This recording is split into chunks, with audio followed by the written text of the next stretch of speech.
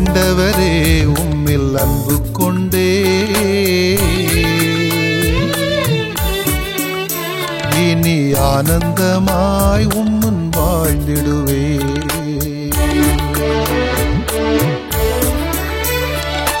ஆண்டவரே உம்மில் அன்பு கொண்டே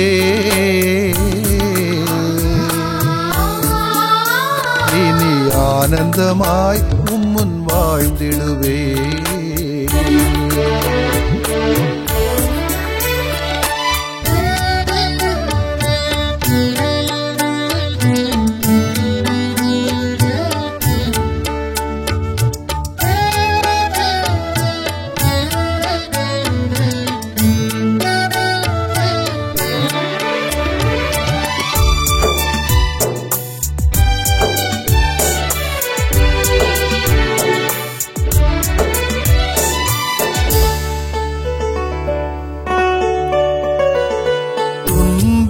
என்னை துரத்தினாலும் துயரம் என்னை மாட்டினாலும் சகலரும் என்னை இகழ்ந்தாலும் சாவு என்னை சூழ்ந்தாலும் என் கண்கள் கலங்காது என் கால்கள் இடராது என் கண்கள் கலங்காது என் கால்கள் இடராது. ஏனெனில் என் உயிராண்டவரே இனி என்றும் உன் கரங்களில் நான் என்றும் உன் கரங்களில் நான். ஆண்டவரே உம்மில் அன்பு கொண்டே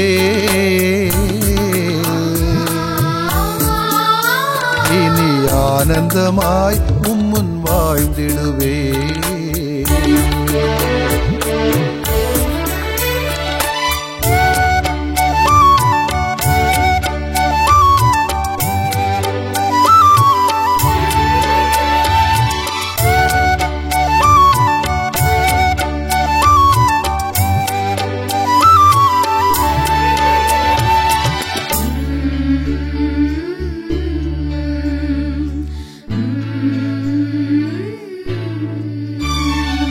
நம்பிக்கையை நான் இழந்து விட்டாலும் நன்மைகளை நீர் வழங்குவீரே.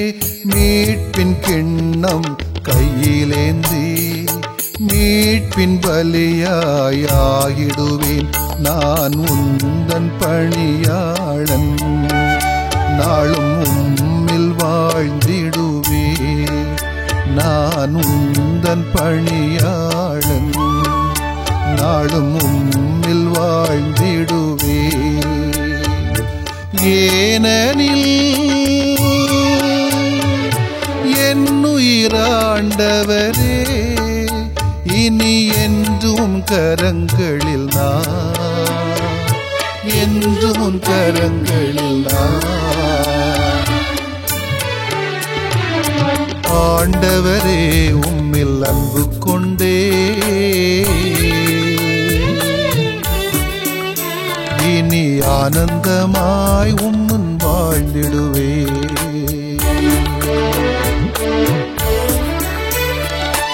ஆண்டவரே உம்மில் அன்பு கொண்டே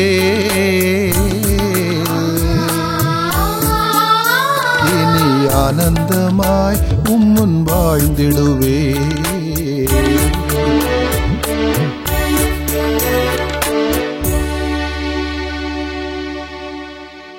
லூக்கா எழுதிய நற்செய்தி அலகு 7 இறைச்சொற்றொடர்கள் 36 முதல் 50 முடிய. அக்காலத்தில் பரிசேயருள் ஒருவர் இயேசுவை தம்மோடு உண்பதற்கு அழைத்திருந்தார். அவரும் அந்த பரிசேயருடைய வீட்டிற்கு போய் பந்தியில் அமர்ந்தார். அந்நகரில் பாவியான பெண் ஒருவர் இருந்தார். இயேசு பரிசேயருடைய வீட்டில் உணவு அருந்த போகிறார் என்பது அவருக்கு தெரிய வந்தது. உடனே அவர் நறுமண தைலம் கொண்ட படிகச் சிமிழை கொண்டு வந்தார். இயேசுவுக்கு பின்னால் கால் மாட்டில் வந்து அவர் அழுது கொண்டே நின்றார். அவருடைய காலடிகளை தம் கண்ணீரால் நனைத்து தம் கூந்தலால் துடைத்து தொடர்ந்து முத்தமிட்டு அக்காலடிகளில் நறுமண தைலம் பூசினார். அவரை அழைத்த பரிசேயர் இதை கண்டு, இவர் ஒரு இறைவாக்கினர் என்றார். தம்மை தொடுகிற இவள் யார், எத்தகையவள் என்று அறிந்திருப்பார். இவள் பாவி ஆயிற்றை என்று தமக்குள்ளே சொல்லிக் கொண்டார். இயேசு அவரை பார்த்து, சீமோனே, நான் உமக்கு ஒன்று சொல்ல வேண்டும் என்றார். அதற்கு அவர், போதகரை சொல்லும் என்றார். அப்பொழுது அவர், கடன் கொடுப்பவர் ஒருவரிடம் ஒருவர் 500 தெனாரியமும் மற்றவர் 50 தெனாரியமுமாக இருவர் கடன் பெற்றிருந்தனர். கடனை தீர்க்க அவர்களால் முடியாமற் போகவே இருவர் கடனையும் அவர் தள்ளுபடி செய்து விட்டார். அவர்களுள் யார் அவரிடம் மிகுந்த அன்பு செலுத்துவார் என்று கேட்டார். சீமோன் மறுமொழியாக, அதிக கடனை யாருக்கு தள்ளுபடி செய்தாரோ அவரே என நினைக்கிறேன் என்றார். இயேசு அவரிடம், நீர் சொன்னது சரியே என்றார். பின்பு அந்த பெண்ணின் பக்கம் அவர் திரும்பி சீமோனிடம், இவரை பார்த்தீரா? நான் உம்முடைய வீட்டிற்குள் வந்தபோது நீர் என் காலடிகளை கழுவ தண்ணீர் தரவில்லை. இவரோ தம் கண்ணீரால் என் காலடிகளை நனைத்து அவற்றை தமது கூந்தலால் துடைத்தார். நீர் எனக்கு முத்தம் கொடுக்கவில்லை. இவரோ நான் உள்ளே வந்தது முதல் என் காலடிகளை ஓயாமல் முத்தமிட்டு கொண்டே இருக்கிறார். நீர் எனது தலையில் எண்ணெய் பூசவில்லை. இவரோ என் காலடிகளில் நறுமணம் தைலம் பூசினார். ஆகவே நான் உமக்கு சொல்லுகிறேன், இவர் செய்த பல பாவங்கள் மன்னிக்கப்பட்டன, ஏனெனில் இவர் மிகுதியாக அன்பு கூர்ந்தார். குறைவாக மன்னிப்பு பெறுவோர் குறைவாக அன்பு செலுத்துவோராவர் என்றார். பின்பு அப்பெண்ணை பார்த்து, உம் பாவங்கள் மன்னிக்கப்பட்டன என்றார். பாவங்களை மன்னிக்கும் இவர் யார் என்று அவரோடு பந்தியில் அமர்ந்திருந்தவர்கள் தங்களுக்குள் சொல்லிக் கொண்டார்கள். இயேசு அப்பெண்ணை நோக்கி, உமது நம்பிக்கை உம்மை மீட்டது, அமைதியுடன் செல்க என்றார். ஆண்டவரின் அருள்வாக்கு. இறைவா உமக்கு நன்றி. கிறிஸ்து இயேசுவிலே பிரியமுள்ள சகோதரிகளே, சகோதரர்களே, மனிதர்கள் நாம் மிகவும் பலவீனமானவர்கள். எந்த விதிவிலக்கும் இல்லை. குறைகள் கரைகள் கொண்டவர்கள். பாவிகளாகிய நாம் நம்முடைய பாவ நிலைகளுக்கு பரிகாரம் செய்யும் போது நிறைவை நோக்கி, புனித வாழ்வை நோக்கி வளர்கிறோம் என்று பொருள். அதைத்தான் இன்றைய இறைவார்த்தை நமக்கு சுட்டி காட்டுகிறது. கொஞ்சம் ஃபிகரேட்டிவாக இருக்கலாம், ஆனால் உண்மை இதுதான். பலவீனமானவர்கள், குறை உள்ளவர்கள் தன்னுடைய பாவ நிலைகளை உணர்ந்து இறைவனை நோக்கி வருகிறார்களோ, அந்த நேரத்தில் அவர்கள் மகிழ்வான, புனிதமான, தூயதான வாழ்வை நோக்கி நகர்ந்து கொள்கிறார்கள் என்று பொருள். அந்த தூய்மை, அந்த புனிதம் எவ்வளவு என்பது அவருடைய நிலைகளை பொறுத்தது. ஒவ்வொரு ஆளுக்கும் ஆள் வேறுபடும். கடவுளிடத்திலே வேறுபடாது, நம்மிடத்திலே வேறுபடும்.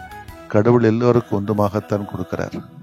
ஆள் பார்த்து, ஜாதி பார்த்து, குடும்பம் பார்த்து, நிலை பார்த்து, இனம் பார்த்து, வர்க்கம் பார்த்து, அந்தஸ்து பார்த்து, படிப்பு பார்த்து, பணம் பார்த்து, அழகு பார்த்து, நேரம் பார்த்து, இடம் பார்த்து கடவுள் ஒருபோதும் தன்னுடைய அனுக்கிரகங்களை அல்லது அருள்வரங்களை, ஆசீர்வாதங்களை தருவதில்லை. ஒட்டுமொத்தமாக எல்லோரும் அவருடைய அன்பு பிள்ளைகள் தான். நம்முடைய நிலைகளை பொறுத்து அந்த அமைதியையும் அன்பையும் நாம் பெற்று அனுபவித்துக் கொண்டிருக்கிறோம். எனவே பாவத்திற்கு 2 விதங்களிலே நாம் பரிகாரம் செய்யலாம் என்று இந்த இறைவார்த்தை நமக்கு சொல்லுகிறது. ஒன்று ஆசை, இன்னும் ஒன்று பேராசை. நான் பாவிதான், இருந்தாலும் நான் மாறுவேன் என்ற அதிகப்படியான ஆசை ஆளையே மாற்றிவிடுகிறது. அந்த ஆசை இருக்கிறதே, அது வளர வளர அது நம்மை புனிதத்திற்குள், தூய்மைக்குள் கடத்தி செல்கிறது. புனிதர்கள் அனைவரும் இந்த ஆசையை தான் கொண்டிருந்தார்கள். நற்செய்தியிலே வருகின்ற பாவியான பெண் இயேசுவின் காலடிகளை கழுவி பாவத்திலிருந்து வெளியே வருவதற்கான தன் ஆசையை வெளியிடுகிறார். ஆண்டவரும் ஆசீர்வதிக்கிறார். நாமும் நம்முடைய ஆசையை வெளியிட வேண்டும். இன்றைக்கெல்லாம் ஒரு பகுதியிலே ஐயாறியல் மண்ணெடுத்து மனித இனத்தையே, வாழ்வின் ஆதாரங்களையே அழிக்கக்கூடிய சூழ்நிலையில் கடவுள் நிச்சயமாக இதை ஆசைப்பட மாட்டார்.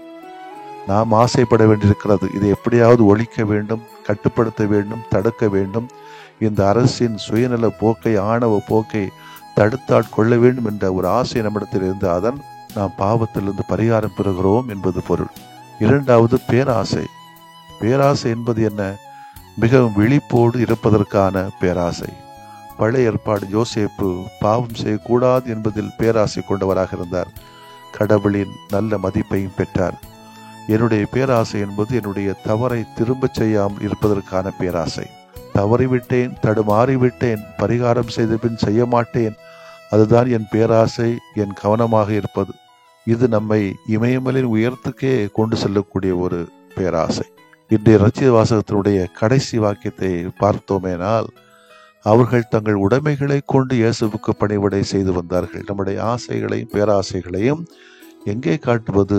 நம்முடைய செயல்களிலே காட்ட வேண்டும். செயலற்ற நம்பிக்கை அல்ல செயலற்ற விசுவாசம் செத்தது என்று சொல்கிறார்களே. எனவே சீடர்களாகிய நாம் நம்முடைய உடைமைகளால் கடவுளுக்கு பணிவிடை செய்ய வேண்டும், பரிகாரம் செய்ய வேண்டும். சீடர்கள் பல விதங்களிலே பணி செய்ய முடியும். ஆனால் தங்களுடைய உடைமைகளை கொண்டு பணிவிடை செய்வது என்பது அர்ப்பணத்தின் ஆழமான ஒரு நிலை. பணியை, சேவையை ஒரு வேலையாக பார்க்காமல் ஒரு வாழ்வு அர்ப்பணமாக தங்களையும் தம்மிடமிருந்து அனைத்தையும் ஆண்டவருக்கு கையளிக்கின்ற பற்றற்ற மனநிலையை இந்த சீடர்களிடம், குறிப்பாக பெண் சீடர்களிடம் காண்கிறோம். நாம் எப்படிப்பட்ட சீடர்களாக இருக்கிறோம் என்று நம்மை கொஞ்சம் ஆய்வு செய்வோம்.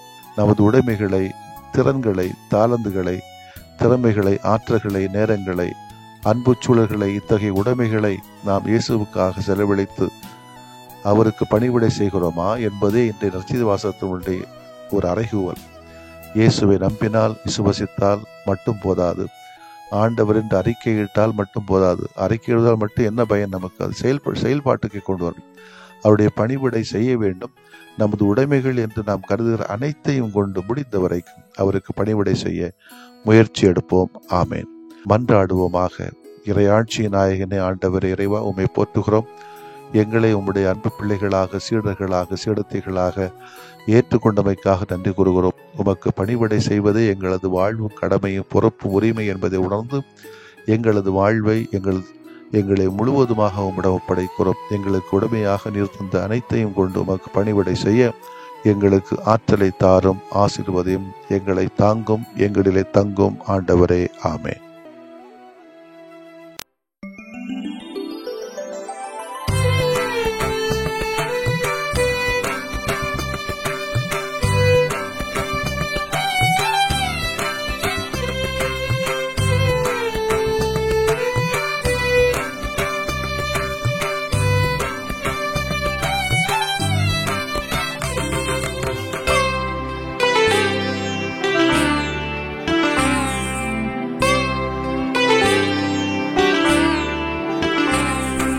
குணமாக்கும் என்னை குணமாக்குமே, குணமாக்கும் என்னை குணமாக்குமே.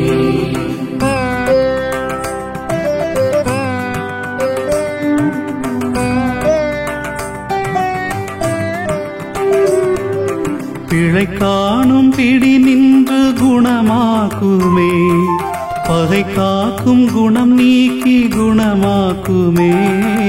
குணமாக்கும் என்னை குணமாக்குமே, குணமாக்கும் என்னை குணமாக்குமே.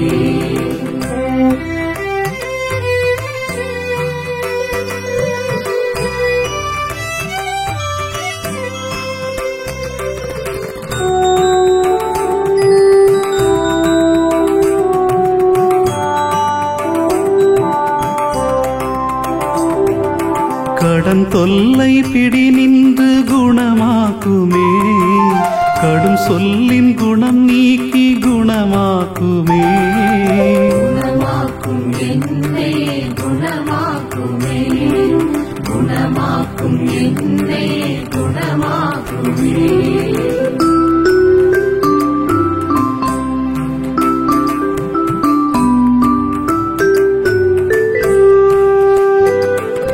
பால் நோயின் பிடி நின்று குணமாக்குமே, பய உணர்வின் குணம் நீக்கி குணமாக்குமே.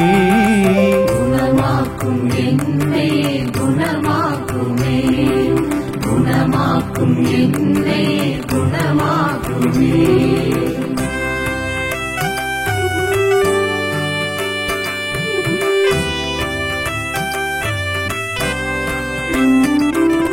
போதை பிடி நின்று குணமாக்குமே, பொய் கூறும் குணம் நீக்கி குணமாக்குமே. குணமாக்கும் என்னை குணமாக்குமே, குணமாக்கும் என்னை குணமாக்குமே.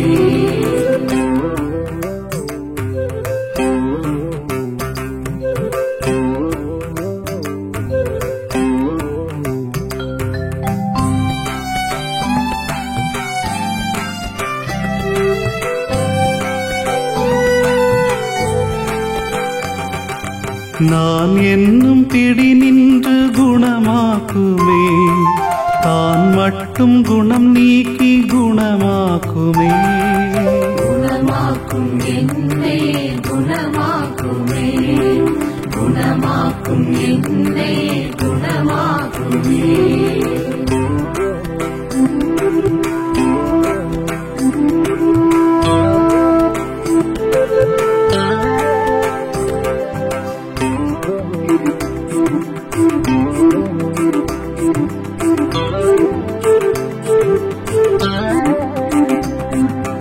உடல் நோயின் பிடி நின்று குணமாக்குமே, உள நோயின் வலி நின்று குணமாக்குமே.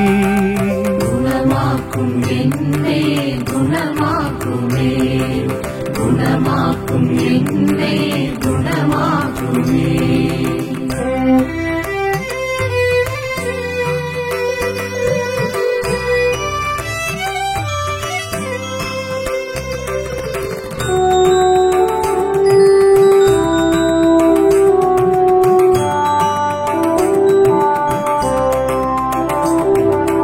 ஒரு வார்த்தை சொன்னாலே குணமாகுமே, நம்பியே வந்தே நல் இயேசுவே. குணமாக்கும் என்னை குணமாக்குமே, குணமாக்கும் என்னை குணமாக்குமே. குணமாக்கும் என்னை குணமாக்குமே, குணமாக்கும் என்னை குணமாக்குமே.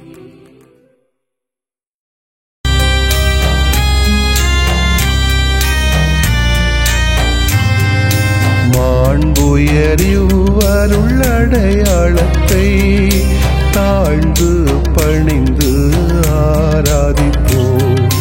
பழைய நியம முறைகள் அனைத்தும் இனி மறைந்து முடிவு பெறுக. புதிய நியம முறைகள் வருக. புலன்களாலே மனிதன் இதனை அறிய இயலா.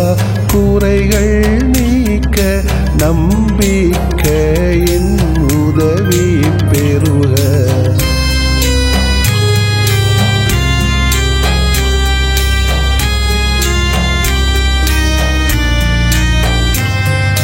தந்தை அவர்க்கும் மகன் அவர்க்கும் புகழ்ச்சியோடு வெற்றியாக்கும். மீட்பின் பெருமை மாட்சிமையோடு வலிமை வாழ்த்து யாவுமாக. இருவரிடமாய் வருகின்றவராம் தூய ஆவியானவர்க்கும் அளவில்லாத சமப்புகழ்ச்சி என்றுமே உண்டாகுக. ஆமென்.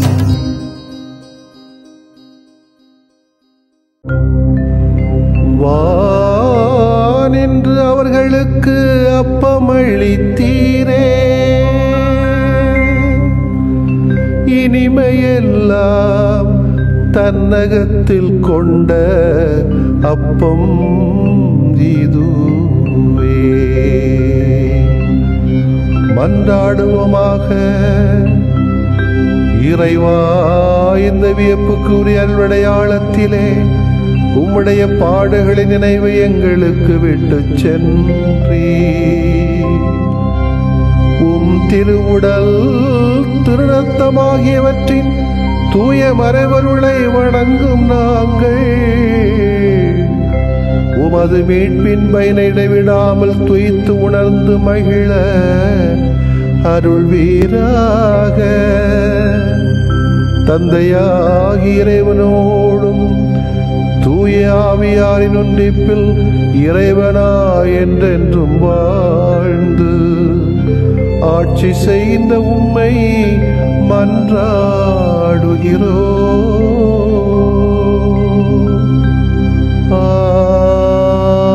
ஆமென்.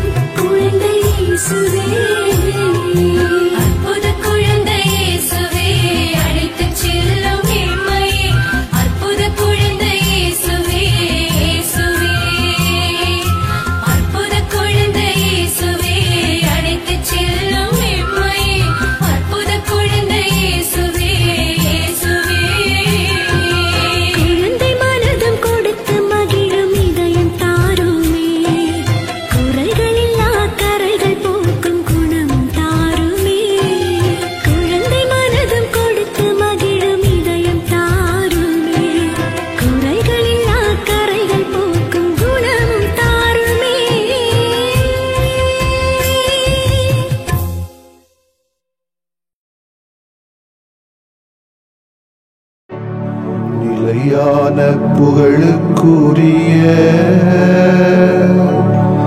தூய இறை நன்மைக்கு எல்லா காலம் தொழுகையும் புகழும் போற்றியும் ஆட்சிமையும் உண்டாக கடவது போற்றியும் ஆட்சிமையும் உண்டாக கடவது. தந்தை, மகன், தூய ஆவியாரின் பெயராலே ஆமென்.